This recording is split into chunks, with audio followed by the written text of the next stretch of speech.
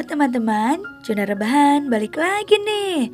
Kali ini aku akan bahas sequel Jurassic World Camp Cretaceous, yaitu Jurassic World Chaos Theory.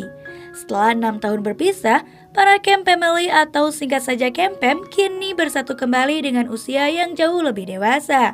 Mereka akan kembali berpetualang, mengungkap konspirasi yang mengancam para dinosaurus dan umat manusia. Juga mencari tahu tentang kebenaran yang terjadi pada salah satu dari mereka yang dikabarkan telah mati. So, daripada penasaran, mari kita langsung saja ke alur ceritanya. Awal mula diperlihatkan Darius Bowman yang sedang berkendara di suatu wilayah. Kemudian siaran radio menginformasikan bahwa terdeteksi keberadaan dinosaurus di wilayah tersebut. Dia pun tancap gas untuk mencari titik lokasi dinosaurus itu. Perlu diketahui bahwa setelah para Campem selamat dari Isla Nublar, kini manusia hidup berdampingan dengan dinosaurus. Lalu untuk mengurus dinosaurus liar, pemerintah membuat sebuah departemen marga satwa prasejarah yang bertugas memindahkan dinosaurus ke tempat seharusnya. Seperti saat ini, terlihat dua petugas DPW yaitu Ronnie dan Mike yang menemukan dinosaurus Pachyrhinosaurus. Walau dino jenis ini tak berbahaya, tapi bobot yang mencapai 3 ton cukup membuat Mike takut dan tak sengaja menembaknya lalu membuatnya marah.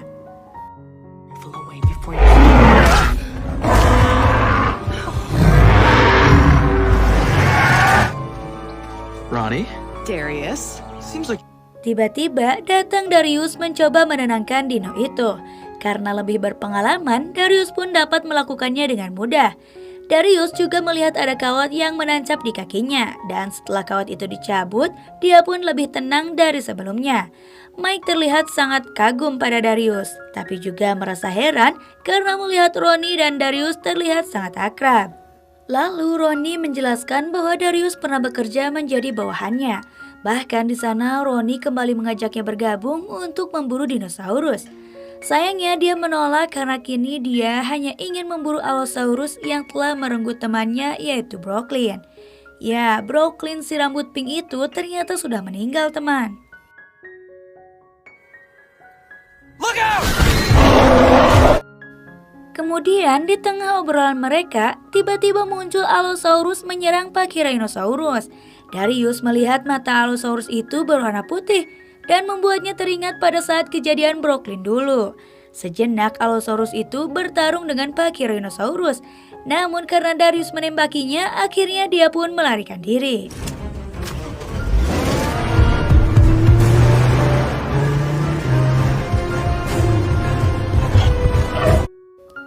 Darius sempat mengejar Allosaurus itu. Namun ban mobilnya menginjak lubang yang membuat ban tersebut menjadi kempes.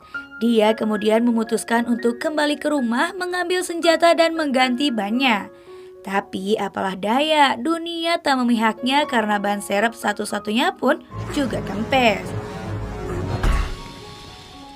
Akhirnya dengan terpaksa dia pun kembali ke rumah. Camp alive? Down all those dinosaurs. We sure did. Di sana Darius menerima telepon dari kakaknya yaitu Bran.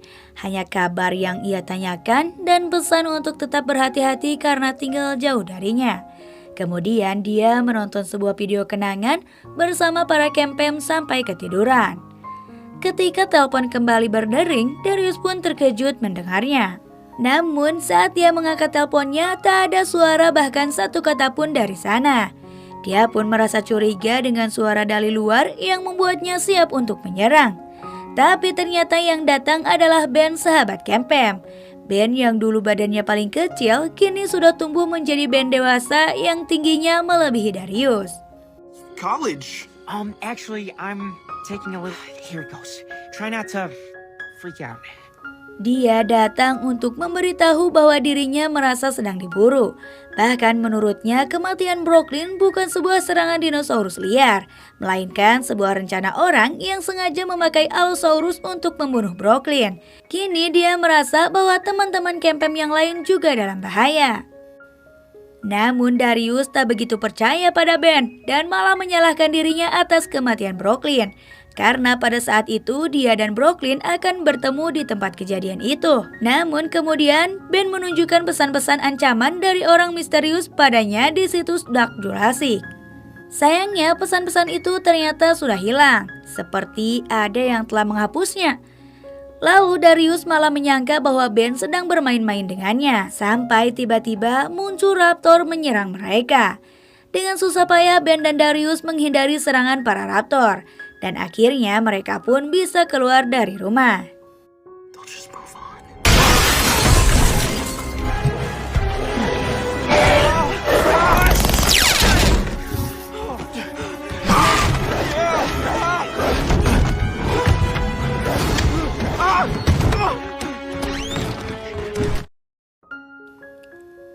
Namun ternyata di luar masih ada satu raptor yang mengejar mereka.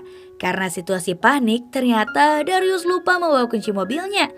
Kemudian mobil itu dikemudikan di posisi netral hingga mereka bisa sampai di mobil Ben. Dia segera melanjutkan mobilnya untuk menghindari kejaran para raptor.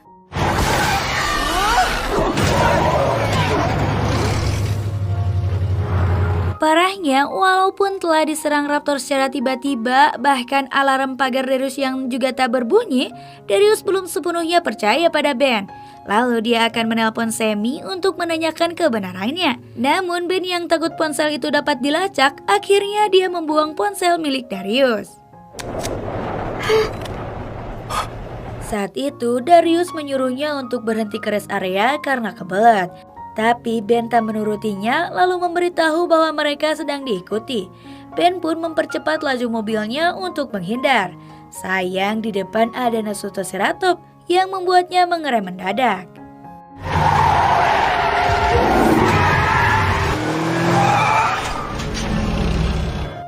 Setelah Nasutoceratops itu menyeberang, mobil di belakang pun mendahuluinya. Dan mereka merasa lega karena mobil itu ternyata tidak mengikutinya seperti yang dipikirkan Ben. Mereka pun segera melanjutkan perjalanan lagi. Thank you. Can we get some more? Esok harinya mereka mampir ke pom bensin untuk mengisi bahan bakar karena perjalanannya masih jauh. Di sana terdapat Nasutoceratops yang sedang tertidur. Lalu Ben melihat pemilik pom itu menelpon seseorang yang membuatnya curiga. Ben pun mengingatkan Darius kalau orang itu berbahaya. Tapi Darius kembali menghiraukan Ben lalu mendekati orang tersebut. Nyatanya orang itu menelpon petugas DPW untuk meminta tolong. Di tengah pembicaraan mereka, Nasutoceratops itu terbangun lalu mengasah tanduknya. Namun sayang tanduknya malah tersangkut hingga membuat pom itu terbakar. Darius menyuruh pemilik pom itu untuk mengambil alat pemadam api. Sementara mereka mencoba melepaskan tanduk Nasutoceratops.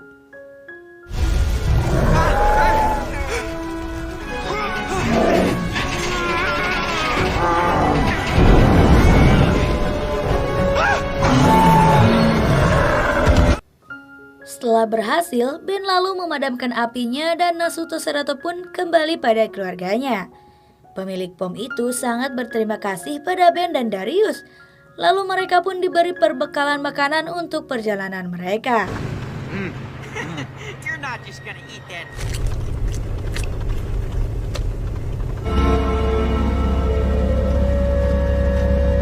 Akhirnya setelah menempuh perjalanan jauh, mereka pun sampai di rumah Sammy. Saat mendekati pintu, Ben dan Darius mencium bau angus tuh. Lalu ketika masuk ke dalam, ternyata Sammy sedang memanggang kue pie, namun malah gosong. Sammy pun terkejut sekaligus senang dengan kedatangan Ben dan Darius. Ben yang tak ingin basa-basi akan segera memberitahu Sammy kalau mereka sedang diburu. Namun Sammy malah sibuk sendiri dan malah mengajak mereka ke peternakan untuk menemui Bumpy. Ben tak menyangka kalau selama ini Bumpy tinggal bersama Sammy. Mereka sama-sama senang karena bisa bertemu kembali. Okay. Hey, is that the spot?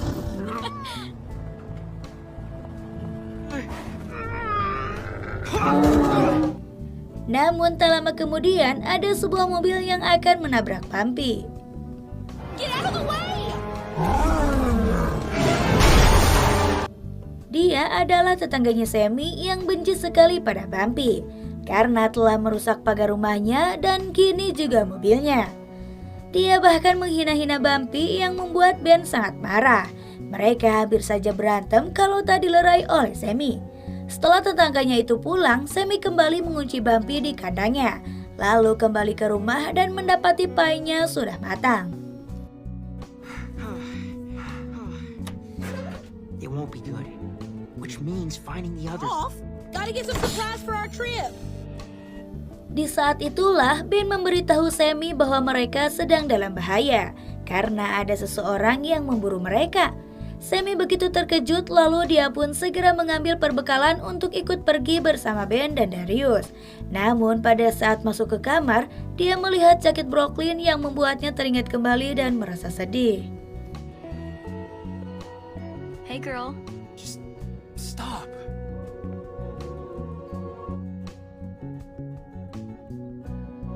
Ketika telah mendapatkan perbekalan, tiba-tiba lampu rumahnya mati dan mereka curiga itu adalah perbuatan tetangganya yang tadi. Mereka berbagi tugas, yaitu Sammy akan memperbaiki kotak pemutusnya, sementara Ben dan Darius akan melihat keadaan Bumpy. Namun betapa terkejutnya mereka saat melihat tetangganya Sammy itu mati di dalam mobilnya. We know that's you, Carl!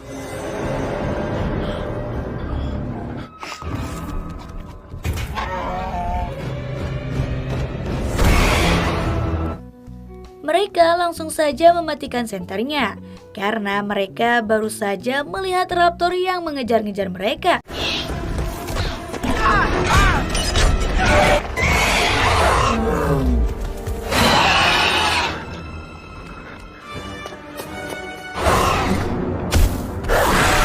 Kini Ben akan membuka pintu kandang Bumpy, lalu Darius akan menjemput Sammy dan nanti bertemu di mobil Ben. Namun ketegangan tak berhenti sampai di situ. Ketika Sammy akan masuk ke mobil, dia dikejar oleh raptor yang ganas itu. Beruntung raptor itu bisa diatasi oleh Bumpy, sehingga mereka dapat pergi dan melanjutkan perjalanan mereka ke tempat Kenji dan juga Yasmina. Take care of yourself, girl. Di dalam mobil, Sammy menunjukkan sebuah peta yang ia dapatkan dari jaket Brooklyn. Anehnya, Brooklyn menandai semua alamat sahabat Kempem. Namun ada satu alamat dekat tempat tinggal Kenji yang entah alamat milik siapa. Sementara itu, di tempat Sammy, ada seseorang misterius yang membebaskan raptor yang terkurung. Lalu para raptor tersebut kembali masuk ke mobilnya di bawah kendali sosok misterius itu. Nah, sampai sini dulu ya teman. Zona Rebahan akan kembali di part berikutnya.